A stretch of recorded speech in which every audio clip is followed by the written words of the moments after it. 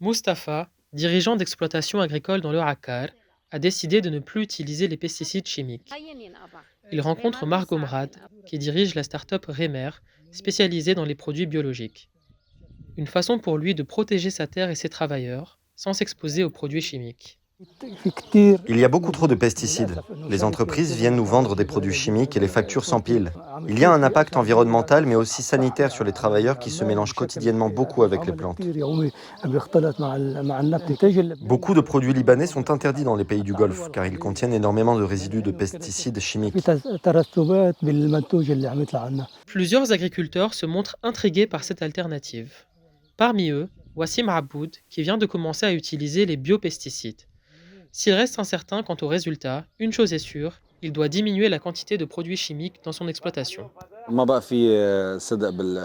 J'en suis arrivé à un point où je ne faisais plus confiance à ma production. L'usage excessif des produits chimiques change la nature du sol. Le sol devient incapable d'absorber les nutriments nécessaires. Ramez, lui, se montre satisfait de son pesticide biologique, notamment pour des questions de coût, alors que les produits chimiques sont tous importés et constituent une dépense importante pour l'agriculteur. Avant Remer, je mettais beaucoup de produits chimiques. Maintenant, j'ai vraiment économisé. Le manque de formation des agriculteurs, qui utiliseraient mal et trop les pesticides, ainsi que l'absence de l'État dans la promotion des voies alternatives, constituent pour Shafik Kallas le principal problème. Pour avoir un succès en utilisant les produits biologiques, il faut être un travail de groupe et pas un travail individuel. Si on utilise les produits biologiques ici et le voisin qui utilise les produits chimiques, ça peut perturber la lutte. Polluants et potentiellement dangereux pour la santé, les pesticides sont surtout devenus inefficaces sur les plantations, ce qui amène à une augmentation de la quantité utilisée et donc à davantage de contamination. Les insectes, ils ont le pouvoir de faire ou de produire une certaine résistance parce qu'il va y avoir des modifications génétiques. Ces modifications génétiques, ils vont aboutir à produire certaines enzymes qui vont détoxifier ce produit chimique-là, cette matière active. Comme Remer, le laboratoire développe des solutions à base de micro-organismes, un moyen biologique de protéger les cultures. Les micro-organismes qui vont coloniser les racines, ils vont prendre tout ce qui est autour les micro-éléments, par exemple l'azote, le phosphore, potassium, calcium. Ils vont être bloqués par ces micro-organismes qui sont bénéfiques, aux dépens des micro-organismes qui sont nocifs. Si la recherche dans le domaine reste difficile par manque de financement, plusieurs universités ont franchi le pas. C'est le cas de l'Université américaine de Beyrouth, qui développe des insectes prédateurs qui s'attaquent à certains types de nuisibles. Ils ont déjà mené des expérimentations sur plusieurs fermes avec des résultats saisissants.